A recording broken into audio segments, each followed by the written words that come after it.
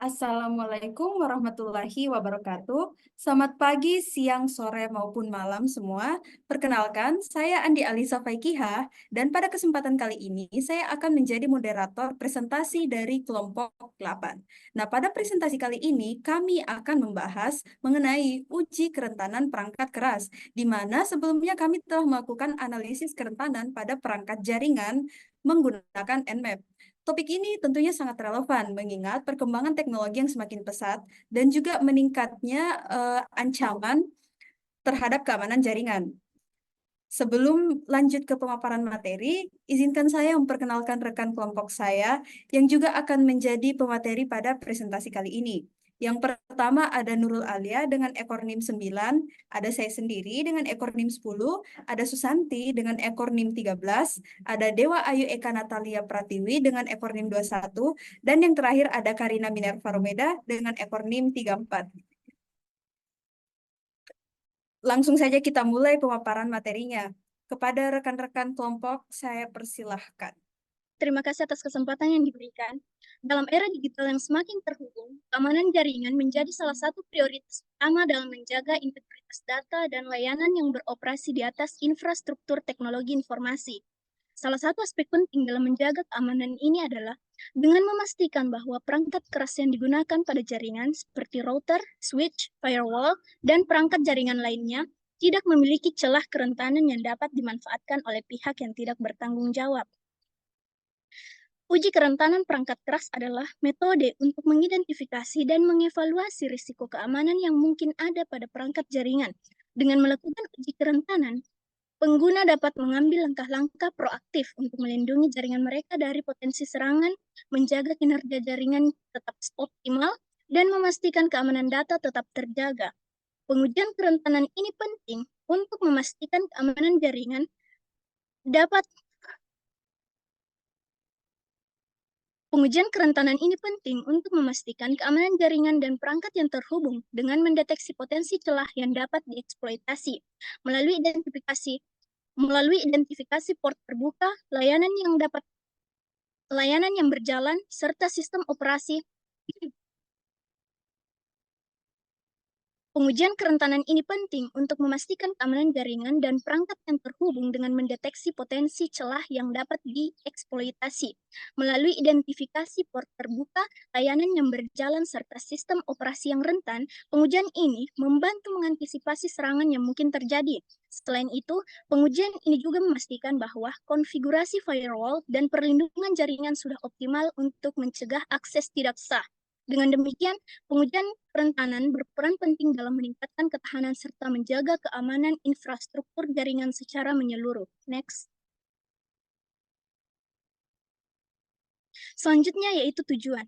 Tujuan utama dari uji kerentanan perangkat keras adalah untuk mengidentifikasi potensi ancaman dan kelemahan pada perangkat jaringan yang bisa dimanfaatkan oleh pihak yang tidak bertanggung jawab. Di era digital yang terus berkembang, perangkat keras menjadi komponen penting dalam infrastruktur jaringan yang berperan dalam menghubungkan berbagai sistem dan perangkat. Oleh karena itu, menjaga keamanan perangkat keras adalah langkah penting untuk mencegah serangan cyber yang dapat menyebabkan kerugian signifikan. Sekian pemaparan dari saya. Berikutnya akan dilanjutkan oleh teman saya. Baik, terima kasih. Jadi saya akan melanjutkan penjelasan dari teman kelompok saya sebelumnya, dan di sini saya akan memaparkan materi mengenai alat pengujian. Nah, pada pengujian keamanan jaringan ini terdapat beberapa alat dan juga perangkat lunak yang digunakan untuk memeriksa kerentanan dan mengidentifikasi potensi celah keamanan. Alat-alat yang digunakan itu meliputi Nmap sebagai alat pemindai jaringan yang handal, Command Prompt atau CMD sebagai baris perintah untuk eksekusi berbagai perintah sistem, dan sistem operasi Windows 10 atau Windows 10 sebagai platform utama yang mendukung seluruh proses pengujian. Nah, kombinasi alat-alat ini memungkinkan pengujian yang komprehensif dan efisien dalam analisis jaringan. Nah, untuk materi yang selanjutnya yaitu jenis kerentanan yang diuji. Di sini ada 6 jenis kerentanan yang diuji, diantaranya yang pertama itu terkait dengan port terbuka dan juga layanan yang berjalan pada perangkat dalam jaringan. Yang kedua yaitu terkait dengan layanan yang berjalan pada perangkat dan juga sistem operasi yang digunakan. Selanjutnya yaitu terkait dengan kelemahan spesifik pada perangkat atau layanan dalam pemindaian dengan Nmap Script Engine atau NSE. Dan yang keempat yaitu kelemahan dalam perlindungan jaringan, konfigurasi firewall, dan kemampuan mekanisme filter.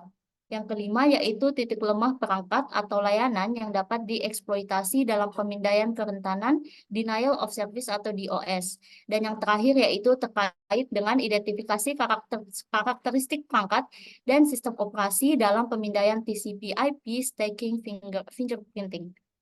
Nah, sekian materi yang dapat saya sampaikan, dan untuk pemaparan materi selanjutnya akan disampaikan oleh teman kelompok saya. Jadi, langkah-langkah pengujian yang kami lakukan, yang pertama ada persiapan dan instalasi Nmap di laptop yang memiliki sistem operasi Windows 10. Tujuannya yaitu memastikan bahwa Nmap terpasang dengan benar di sistem operasi Windows 10, sehingga dapat digunakan untuk melakukan pemindaian jaringan dan analisis keamanan. Lalu hal yang harus dilakukan yaitu pertama menginstal versi resmi Nmap di website mereka yaitu nmap.org. Selanjutnya, verifikasi install Nmap di command prompt dengan mengetikkan nmap spasi min version. Nah, jangan lupa untuk siapkan IP perangkat keras yang ingin diuji. Di sini, kami melakukan pengujian menggunakan IP perangkat keras lokal yang ada di jaringan komputer atau laptop ini. Lalu yang kedua, itu mengidentifikasi perangkat dan pemindaian port. Tujuannya untuk menemukan perangkat-perangkat yang terhubung dalam jaringan dan memeriksa port terbuka pada setiap perangkat-perangkat tersebut untuk mengidentifikasi layanan yang sedang berjalan. Dan yang kita lakukan di sini yaitu pertama melakukan pemindaian jaringan untuk menemukan perangkat aktif dengan menggunakan nmap spasi min sn lalu IP perangkatnya.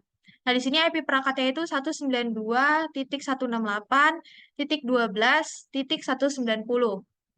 Nah, selanjutnya itu setelah perangkat yang aktif itu ditemukan, kita lakukan pemindaian port untuk perangkat tertentu dengan nmap spasi min p min lagi terus spasikan perangkat IP perangkat yang ingin diuji. Yang ketiga yaitu deteksi layanan dan sistem operasi. Nah, tujuannya itu tuh mengidentifikasi layanan yang sedang berjalan pada setiap port terbuka dan mendeteksi sistem operasi dari perangkat yang ingin dipindai, sehingga dapat memahami konfigurasi jaringan yang lebih mendalam.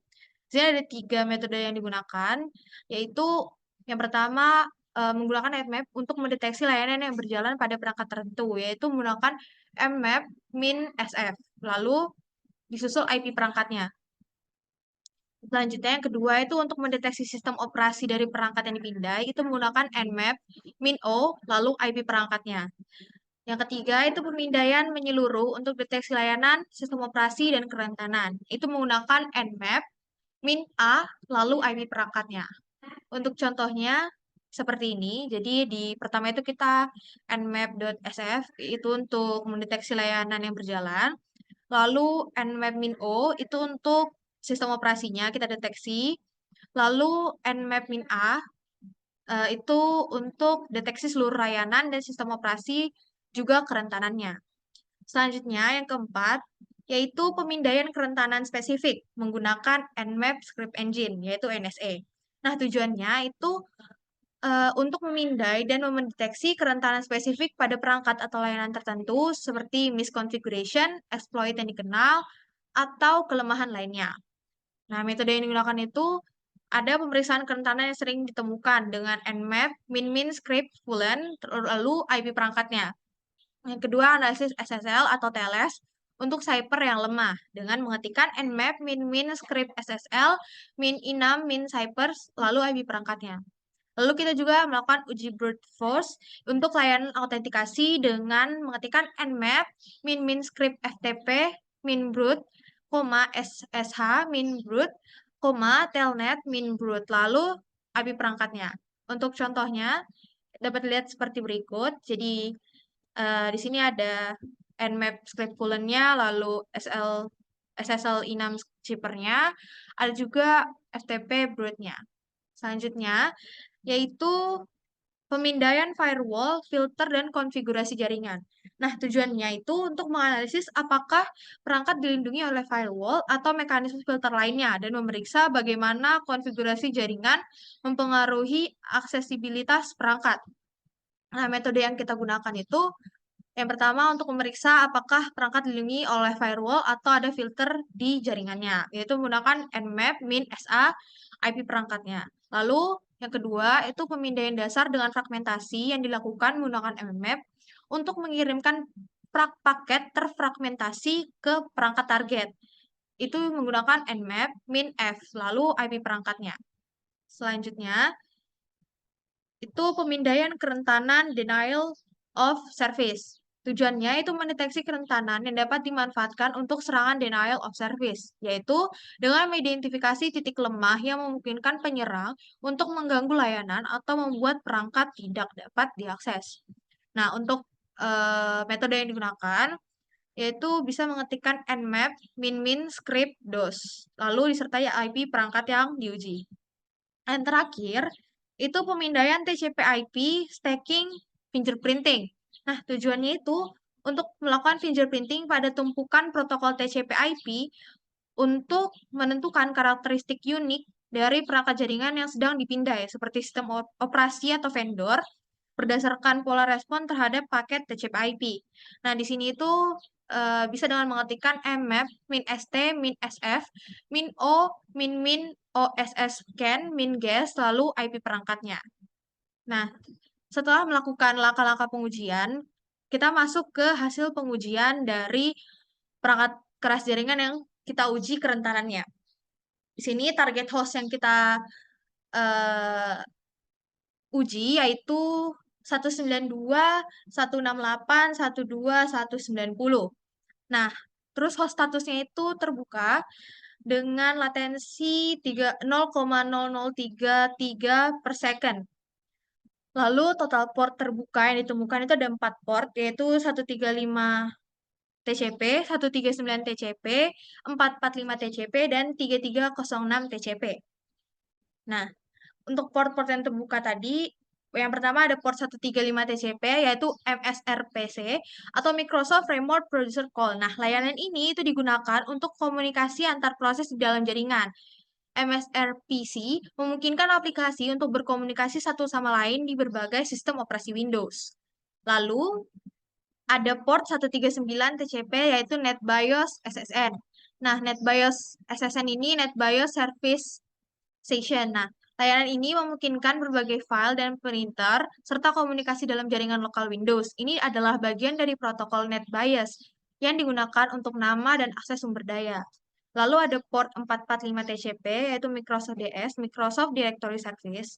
Nah, port ini itu digunakan untuk berbagai file dan printer di jaringan Windows melalui protokol SMB, Server Message Block. Nah, ini tuh port yang umum digunakan dalam lingkungan Windows untuk akses sumber daya berbagi.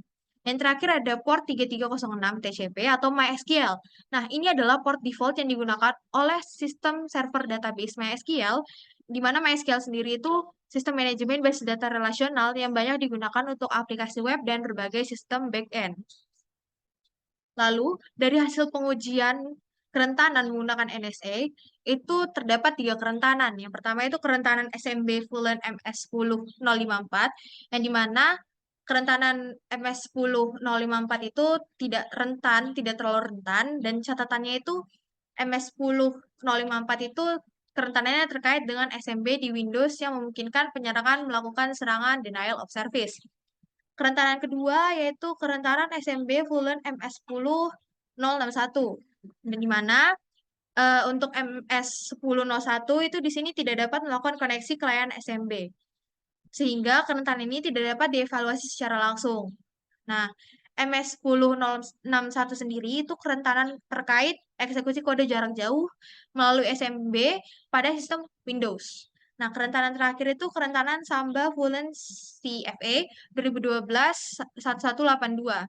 Nah, di sini CFA 2012-1182 itu tidak dapat melakukan koneksi ke layanan SMB sama, sehingga dia kerentanan ini tidak dapat dievaluasi secara langsung. Nah, SFE 2012-182 itu merupakan kerentanan eksekusi kode jarak jauh pada layanan Samba yang biasanya berjalan di sistem non-Windows. Nah, lalu ada juga hasil pengujian kerentanan menggunakan denial of service atau DOS. Sini terdapat dua kerentanan, yaitu kerentanan SMB folding DOS via SMB min float. Nah, di sini dia gagal mengevaluasi kerentanan karena kesalahan eksekusi script. Mungkin script SMB Minfold itu mencoba melakukan serangan denial of service dengan membanjiri target melalui permintaan SMB. Nah, kesalahan ini mungkin disebabkan oleh pengaturan jaringan atau script yang perlu dilakukan debugging lebih lanjut. Bisa menggunakan opsi min D untuk debug. Lalu, kerentanan MS10054 atau SMB vulnerability itu di sini tidak rentan terhadap kerentanan tersebut. Targetnya itu tidak rentan. Nah, MS10054 itu merupakan kerentanan yang memungkinkan penyerang melakukan serangan denial of service melalui layanan SMB pada Windows. Nah, dalam pemindahan ini, target tidak terpengaruh oleh kerentanan tersebut. Selanjutnya, durasi pengujian ini itu selesai dalam 40,83 detik. Untuk materi selanjutnya akan dijelaskan oleh teman saya. Baik, selanjutnya di sini saya akan menjelaskan terkait dengan analisis kerentanan dari hasil pengujian sebelumnya. Nah, untuk yang pertama yaitu port 135 dengan protokol TCP digunakan oleh layanan Microsoft Remote Procedure Call atau MSRPC.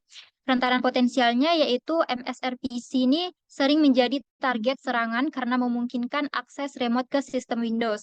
Kerentanan pada MSRPC ini bisa dieksploitasi untuk serangan DOS atau RCE yang dapat memberikan penyerang akses penuh ke sistem. Dengan akses ini penyerang dapat mengganggu layanan, mengakses informasi sensitif atau mendapatkan kendali penuh atas sistem. Meskipun dalam pengujian ini tidak ditemukan kerentanan spesifik, tapi port ini tetap beresiko tinggi dan harus diwaspadai. Nah, untuk resikonya, Remote Code Execution atau RCE, jika tidak diatur dengan benar, maka SRPC ini memungkinkan penyerang untuk mengeksekusi kode secara jarak jauh.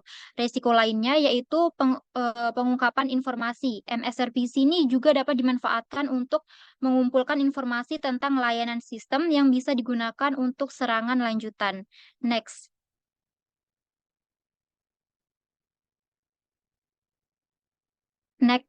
Oke. Nah, yang selanjutnya yaitu port 139 dengan protokol TCP digunakan oleh layanan NetBIOS SSN. Kerentanan potensialnya yaitu NetBIOS menggunakan autentikasi lemah yang dapat dieksploitasi untuk melakukan serangan relay, sehingga penyerang dapat memperoleh akses tidak sah ke sumber daya jaringan. Nah, untuk resikonya yaitu port ini rentan terhadap serangan NetBIOS yang dapat mengeksploitasi kelemahan protokol untuk akses tidak sah ke sumber daya jaringan. Kemudian informasi sensitif jika tidak dikonfigurasi dengan benar, informasi sensitif dapat terekspos kepada penyerang yang dapat melakukan enumerasi terhadap pengguna dan sumber daya. Berbagai file tidak aman jika jaringan lokal juga beresiko, yang dapat mengakibatkan pengungkapan informasi tentang jaringan. Next.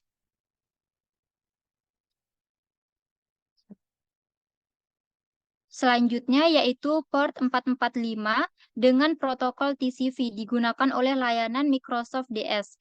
Kerentanan potensialnya yaitu port ini terkenal dengan berbagai kerentanannya seperti MS10061 dan CVE 20121182 yang memungkinkan eksekusi kode jarak jauh. Nah, selain itu, port ini juga rentan terhadap serangan SMB, termasuk SMB relay dan eksploitasi kerentanan seperti Enter Blue, CVE 20170144 yang dapat menyebabkan RCE atau DOS. Nah, untuk resikonya itu sendiri, port 445 rentan dieksploitasi oleh kerentanan seperti Internal Blue yang memungkinkan eksekusi kode jarak jauh. Kerentanan ini sering dimanfaatkan oleh malware atau ransomware seperti WannaCry dan NotPetya. untuk menyebar di jaringan. Selain itu, SMB yang berjalan di port ini dapat digunakan untuk mengakses atau memodifikasi data bersama, serta menyebabkan serangan denial of service atau DOS yang mengganggu layanan berbagai file dan printer. Next.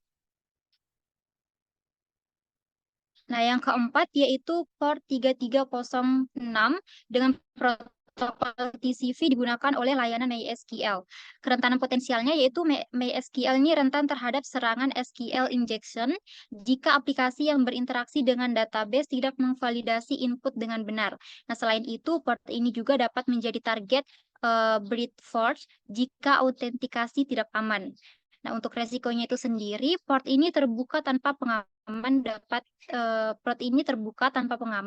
menjadi target brute force untuk mendapatkan akses ke database. Eksploitasi kerentanan versi MySQL dapat dieksploitasi oleh penyerang untuk mendapatkan akses data, serta dalam skenario tertentu, SQL injection ini dapat memungkinkan eksekusi perintah yang dapat membahayakan sistem host.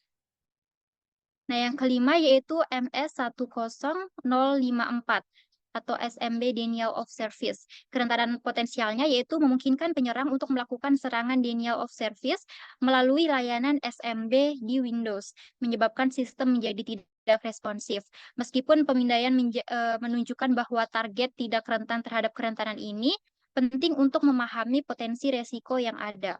Nah, status hasil pengujiannya untuk sebelumnya itu dia tidak rentan. Jadi resiko utamanya itu adalah serangan DOS. Jika sistem rentan, penyerang dapat mengirimkan permintaan yang berlebih untuk membanjiri layanan SMB. Karena ini juga dapat menyebabkan gangguan layanan yang signifikan, khususnya pada server file dan printer. Next. Selanjutnya yaitu MS10061 atau SMB Remote Code Execution. Kerentanan potensialnya, kerentanan ini memungkinkan eksekusi kode jarak jauh pada layanan SMB seperti MS10061 yang dapat memberi penyerangan kontrol penuh atas sistem atau akses ke data sensitif dan memungkinkan eksekusi kode jarak jauh. Namun pada hasil pengujian, status kerentanan tidak dapat dievaluasi karena kesalahan koneksi saat pemindaian. Nah, status hasil pengujiannya yaitu tidak dapat dievaluasi karena kegagalan negosiasi koneksi SMB. Resikonya yaitu karena pengujiannya tidak dapat dievaluasi akibat masalah koneksi SMB, sehingga ada potensi resiko yang tidak diketahui. Jika sistem rentan terhadap MS10061, resiko yang mungkin terjadi adalah eksekusi kode berbahaya oleh penyerang yang dapat mengakibatkan kebocoran data, kontrol penuh atas sistem oleh pihak yang tidak berwenang, dan peningkatan hak akses. Next. Selanjutnya yaitu CVE 20121182 atau Samba Remote Code Execution. Kerentanan potensialnya ini memungkinkan eksekusi kode jarak jauh melalui Samba, protokol berbagai file dan printer yang digunakan pada sistem non-Windows, sehingga kode dapat dieksekusi secara remote dan mengendalikan sistem yang menggunakan Samba. Hasil status pengujiannya tidak dapat dievaluasi karena kegagalan negosiasi koneksi SMB. Untuk resikonya itu sendiri, sama seperti pada MS10061, kegagalan evaluasi kerentanan ini mengindikasikan adanya masalah komunikasi di jaringan. Jika rentan, sistem dengan Samba dapat dirancang untuk mengeksekusi kode berbahaya, mendapatkan kendali penuh, atau mengakses sumber daya sistem yang dibagikan. Risiko dari kerentanan ini dapat mencakup pencurian data dan pengambil alihan sistem. Next. Selanjutnya yaitu SMB flooding atau DOS. Kerentanan potensialnya jenis serangan denial of service atau DOS yang menggunakan layanan SMB untuk membanjiri target dengan sejumlah besar permintaan. Namun dalam pemindaian ini skrip gagal dijalankan sehingga tidak dapat mengevaluasi kerentanan. Untuk hasil eksekusinya yaitu error, script execution failed. Resikonya yaitu karena skripnya gagal dieksekusi, sehingga kerentanan tidak dapat dievaluasi. Jika sistem rentan terhadap SMB flooding, ini dapat menyebabkan downtime signifikan, menghambat akses pengguna ke sumber daya, dan menimbulkan kerugian finansial. Selanjutnya yaitu MS10054 atau SMB vulnerability. Kerentanan potensialnya yaitu memungkinkan penyerang menyebabkan penolakan layanan melalui SMB di Windows. MS10054 ini adalah kerentanan pada protokol SMB yang dapat dieksploitasi dengan mengirimkan paket khusus yang membuat layanan SMB tidak merespon.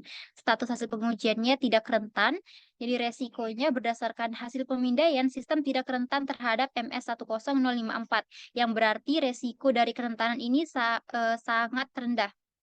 Namun, layanan SMB sering menjadi target serangan karena banyak digunakan untuk berbagai sumber daya dalam jaringan Windows. Jika rentan, dampaknya sangat mengganggu akses pengguna terhadap file atau printer bersama. Next. Selanjutnya, saya akan menjelaskan beberapa rekomendasi perbaikan. Untuk yang pertama, yaitu pada port 135. Untuk rekomendasi perbaikannya, yang pertama, tutup port MSRPC jika tidak diperlukan untuk mengurangi resiko serangan. Nah, untuk yang kedua, gunakan firewall untuk membatasi akses hanya dari alamat IP yang dipercaya. Kemudian terakhir, yaitu terapkan patch keamanan rutin yang dirilis oleh Microsoft untuk mengatasi kerentanan yang diketahui, dan implementasikan pemantauan untuk mendeteksi aktivitas mencurigakan yang dapat menunjukkan upaya eksploitasi. Nah, pada port 139, untuk rekomendasi perbaikannya, di sini kami membuat 4. Yang pertama yaitu nonaktifkan layanan NetBIOS jika tidak diperlukan. Kemudian gunakan firewall untuk membatasi akses hanya pada perangkat yang memerlukan komunikasi. Kemudian yang ketiga yaitu lakukan audit dan pengaturan keamanan agar hanya pengguna berwenang yang dapat mengakses sumber daya. Kemudian selanjutnya yaitu segmentasikan jaringan berbagai file dan printer dari jaringan lainnya. Next. Kemudian rekomendasi perbaikan untuk port 445. Yang pertama yaitu tutup atau batasi akses ke port ini jika tidak diperlukan. Kemudian nonaktifkan SMBv1 karena rentan terhadap serangan. Gunakan SMBv2 atau SMBv3 yang lebih aman. Kemudian perbarui sistem secara berkala dengan patch keamanan tertentu. Nah, selanjutnya yaitu aktifkan enkripsi seperti SMB over SSL untuk melindungi data yang ditransmisikan. Kemudian yang kelima yaitu gunakan VPN atau firewall untuk membatasi akses ke port 445 hanya untuk penggunaan terpercaya. Serta terakhir yaitu segmentasikan jaringan SMB dari jaringan publik dan terapkan autentikasi yang kuat dengan kata sandi kompleks. Selanjutnya yaitu port 3306. Untuk rekomendasi perbaikannya, yang pertama tutup atau batasi akses ke port ini jika tidak diperlukan, dan nonaktifkan SMBv1 karena rentan terhadap serangan. Atau gunakan SMBv2 atau SMBv3 yang lebih aman. Kemudian perbarui sistem secara berkala dengan patch keamanan terbaru. Nah, yang terakhir yaitu gunakan VPN atau firewall untuk membatasi akses ke port 445 hanya untuk pengguna terpercaya, serta segmentasikan jaringan SMB dari jaringan publik dan terapkan autentikasi yang kuat dengan kata sandi yang kompleks. Selanjutnya, next.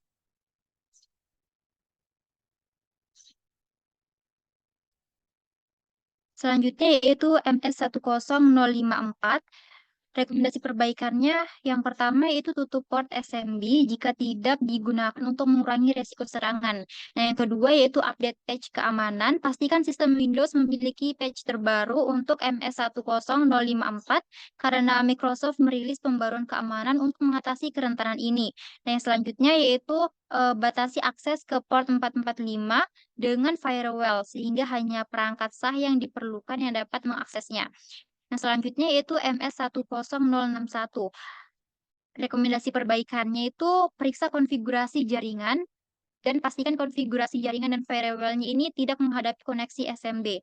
Kemudian yang kedua, batasi akses remote, hanya izinkan akses dari jaringan yang tidak dipercaya. Kemudian aktifkan enkripsi SMB jika menggunakan SMBv3. Pastikan untuk mengaktifkan enkripsi SMB guna melindungi data yang ditransfer dari serangan jaringan. Next. Nah, yang selanjutnya yaitu CVE 2021182. Untuk rekomendasi perbaikannya, yang pertama itu segera update ke versi Samba yang aman. Contohnya seperti 3.6.4, 3.5.14, atau 3.4.16 untuk menutup kerentanan. Yang kedua, batasi akses layanan Samba menggunakan firewall agar hanya host terpercaya yang dapat mengaksesnya, dan pastikan port hanya terbuka di jaringan internal yang memerlukannya saja. Kemudian yang ketiga yaitu pisahkan server Samba dari jaringan publik untuk hanya memperbolehkan akses pengguna sah, dan lakukan audit keamanan secara berkala untuk memastikan konfigurasi sesuai dengan praktik yang terbaik. Yang selanjutnya yaitu SMB flooding. Rekomendasi perbaikannya yaitu untuk langkah yang pertama kita bisa aktifkan IDS atau IPS untuk mendeteksi dan menghentikan serangan SMB flooding secara real time. Kemudian yang kedua, gunakan firewall untuk menerapkan pembatasan pada jumlah permintaan SMB dari klien tertentu. Kemudian yang terakhir yaitu serta batasi akses SMB hanya ke jaringan lokal dan internet. Isolasi layanan SMB dalam jaringan internal untuk meminimalkan risiko serangan. Next.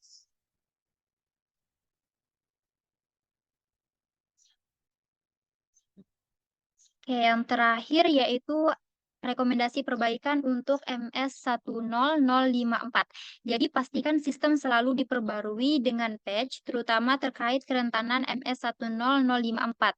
Konfigurasikan firewall untuk memblokir akses ke port TCP 139 dan juga 445 dari sumber tidak terpercaya. Kemudian pisahkan layanan SMB dari jaringan publik dan nonaktifkan SMBv1 yang memiliki lebih banyak kerentanan dibandingkan versi yang lebih baru. Oke, sekian penjelasan dari saya. Untuk yang selanjutnya, saya kembalikan kepada moderator.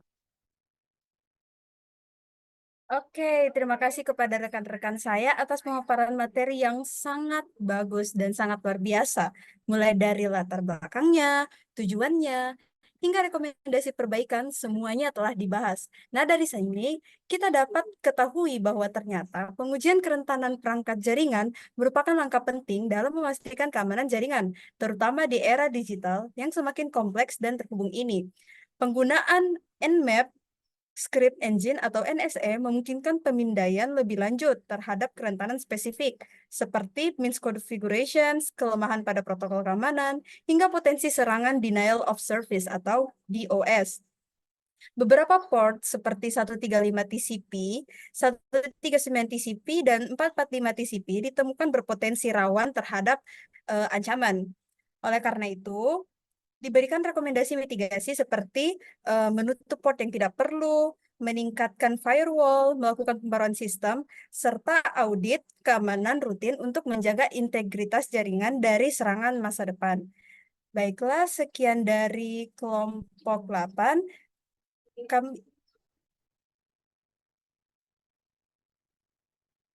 Baiklah, sekian dari kelompok 8. Kami berharap presentasi kali ini dapat memberikan wawasan baru bagi semuanya. Terima kasih atas perhatiannya. Assalamualaikum warahmatullahi wabarakatuh.